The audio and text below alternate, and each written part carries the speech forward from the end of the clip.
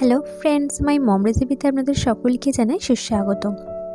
আজ আমি আপনাদের বানিয়ে দেখাবো বাঁধাকপি দিয়ে মুরগির মাংসের একটি অসাধারণ রেসিপিটি বানানো ভীষণই সহজ আর খেতেও হয় অসম্ভব টেস্টি।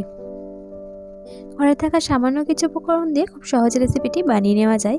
তাহলে চলুন দেখে নেওয়া যাক কীভাবে তৈরি করতে হয় বাঁধাকপি দিয়ে মুরগির মাংসের এই অসম্ভব মজাদার রেসিপিটি।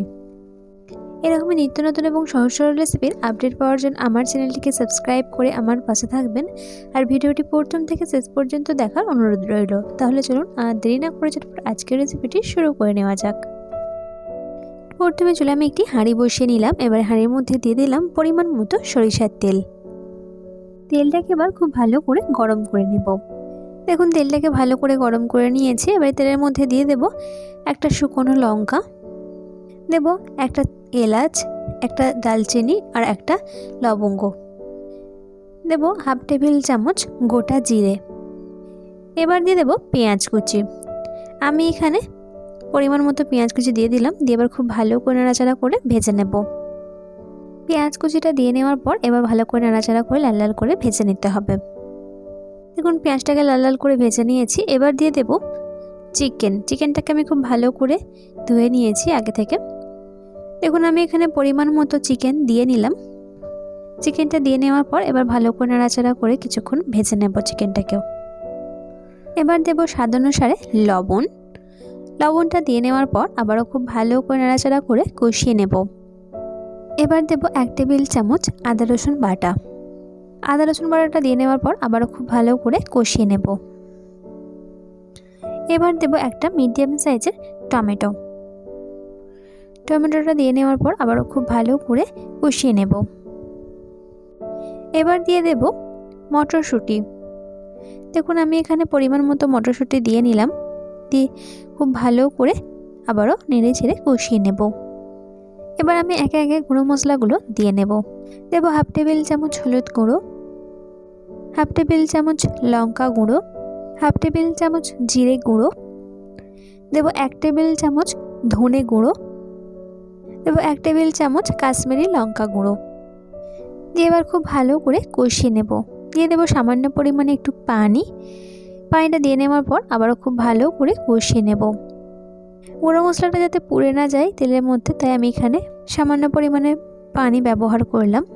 দেখুন এইভাবে বেশ কিছুক্ষণ ধরে ভালো করে কষিয়ে নেব। অপর সাইডে চুলে আমি একটি কড়াই বসিয়ে নিয়েছি। এবার কড়াইয়ের মধ্যে দিয়ে দেব পরিমাণ মতো সরিষার তেল। দেখুন পরিমাণ মতো সরিষার তেল দিয়ে নিলাম। তেলটাকে এবার খুব ভালো করে গরম করে নেব।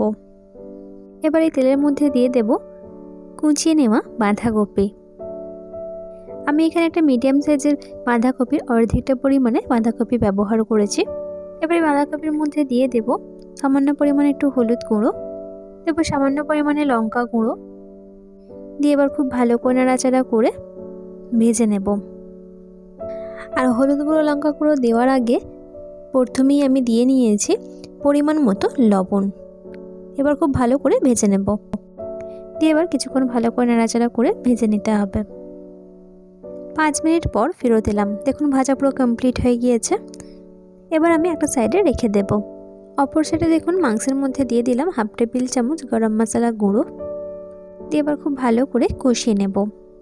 এবার দিয়ে দেব কাঁচা লঙ্কা। আমি এখানে 2টো বড় সাইজের কাঁচা লঙ্কা ব্যবহার করেছি। কাঁচা লঙ্কাটা দিয়ে নেওয়ার পর আবারও খুব ভালো করে কষিয়ে নেব। দেখুন খুব ভালো করে একদম শুকনো শুকনো করে কষিয়ে নিয়েছি। আর রান্নাতে দেখুন পুরো তেল ছেড়ে দিয়েছে। এবার দিয়ে দেব আগে থেকে ভেজে রাখা বাঁধাকপি। দেখুন সমস্ত ভেজে নেওয়া বাঁধাকপিগুলোই আমি দিয়ে দিলাম। দিয়ে এবার খুব ভালো করে নাড়াচাড়া করে কষিয়ে নেব। দেখুন এইভাবে মাংসের সঙ্গে খুব ভালো করে কষিয়ে নিতে হবে।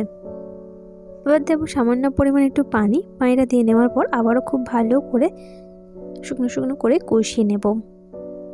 এবার দেব আগে থেকে ভেজে রাখা আলু।